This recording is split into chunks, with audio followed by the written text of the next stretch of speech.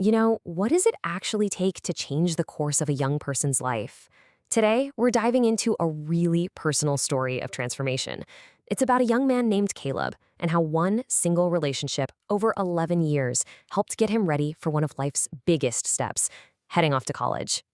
And this is coming straight from Caleb himself. This quote, it just perfectly captures his whole journey, right? It's that shift from a skeptical kid who just wanted to do it all alone to someone who now gets the incredible value of having guidance. That is a huge change in perspective. So, how did he get from point A to point B? Let's dig in. For Caleb, this journey didn't exactly start with a bang. In fact, the whole idea of having a mentor was met with some serious resistance, maybe even a little bit of an attitude. Let's get into why. To really get why he was hesitant, you kind of have to put yourself in his shoes. I mean, what does the word mentor even mean to a teenager who really values his independence? Well, as it turns out, his first impression was not great. Just listen to the word he uses here, surveillancing you 24/7. Wow, that sounds more like a parole officer than a guide, doesn't it? This one idea was the first major hurdle. He wasn't seeing support, he was seeing a threat to his freedom. And that totally explains that initial attitude he mentioned. So with that wall of resistance up, how in the world do you even start to build a connection? Well, it wasn't with some big, grand speech. It was something way simpler and way more consistent. And here was the game plan.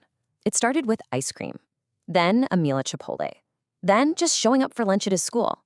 See, these weren't just random hangouts. They were small, deliberate steps to build comfort and to do it on Caleb's turf. It was all about earning trust, one meal at a time. And here's the proof that it worked and fast. Caleb remembers that he usually sat all by himself at lunch. So the simple act of his mentor just showing up, it turned a moment of isolation into a chance to connect. It wasn't about giving advice yet, it was just about being there. And that small gesture made a real difference in his day-to-day life and started to tear down that negative idea he had. Okay, so once that foundation of trust was there, the relationship started to grow. It went way beyond school lunches and turned into a whole decade of new experiences and life lessons. Just take a second and look at this number, 11 years. Think about that.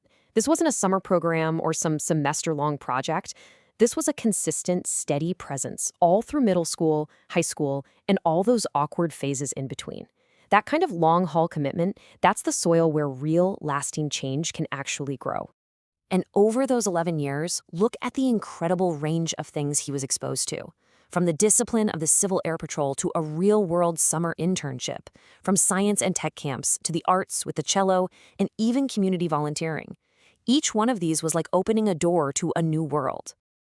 But here's what's so honest and real about his story. He didn't love all of it, not even close. He was all in on the Civil Air Patrol and the CHIPS internship.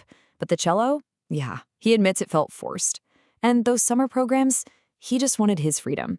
And this is so crucial, because even the experiences he resisted taught him incredibly valuable lessons about pushing through and committing to something. So this brings us right to the heart of the story. How did this decade of consistent support and all these different experiences actually change Caleb from the inside out? This is where we see the real transformation start to take shape. And this comparison, wow, it really just lays it all out. On the left, you've got a kid who wanted to be alone, who got into fights, and who flat out said he didn't really care about grades. And on the right, a young man who values quality friendships, has learned to control his emotions, and saw his grades shoot up. It's a complete night and day difference. This quote right here is so telling. He directly connects learning to control his emotions, not having a single fight since elementary school, to his mentor's presence. But it wasn't just about staying out of trouble. He says it fundamentally changed how I thought about doing things.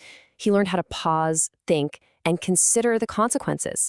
That's a skill that'll serve him for his entire life. His social life totally transformed too. He actually remembers having more friends back when he was making bad decisions. But as he matured, the number of friends went down and the quality shot way, way up.